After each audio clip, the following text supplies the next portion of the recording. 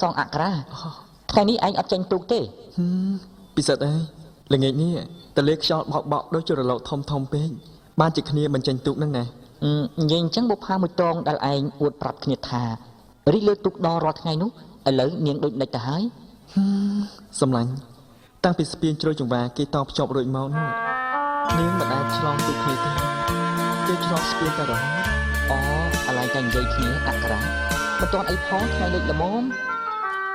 ប្រលប់ទឹកនាចរៀចរួយជ្រោយជ្រាំងថ្ងៃលិចខែបាំងនឹងទូកដបងការរីកលើទូកកំពុងចំឡងព្រឹកល្ងាចនួនល្អងឆ្លងទៅឆ្លងមកជួបអូនម្ដងចិត្តបងញាប់ញ័ររន្ធត់ដូចដាវយ៉ាងមុតកាត់ទឹករលកកាត់មិនដេចនឹងបានធ្លាប់ឆ្លងទៅមកឥឡូវពុនលោកឆ្លងស្ពានថ្មវិញកាលស្ពាននៅដាច់នៅមានវាសនាចំឡងបោផាទាំងចិត្តទុនពេញឥឡូវស្ពានជាប់អាភ័ព្វកន្លងអូនស្រីបែកខ្នងពីទូកកំសត់ដីជ្រោយចង្វាបុប្ផានាភូមិគៀនឃ្លាំងមិនដេចឡើយចិត្តនាងវៀងពីក្តីស្នេហ៍បរិសុទ្ធអូនបានស្ពានឆ្លងលិចទូកកំសត់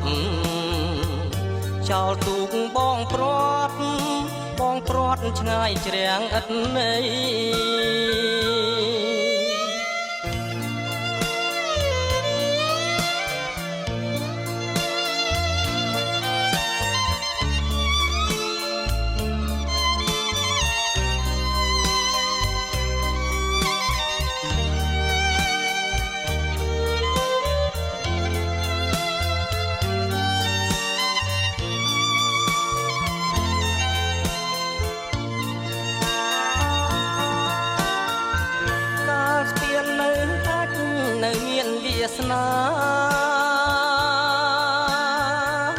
ចំឡងបោផាទាំងចិត្តកេងស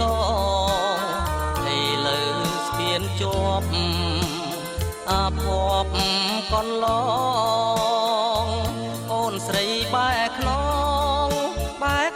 ងពីទូកកំសត់ដីជ្រោយចង្វាបុប្ផានាភូមិគៀនឃ្លាំងដេចឡើយចិត្តនាងវៀងពីក្តីស្នេហ៍បរិសុទ្ធអូនបានស្ពានឆ្លងលិចទូកកំសត់ចោលទូកបងព្រាត់ឆ្ងាយជ្រាំងឥតន័យ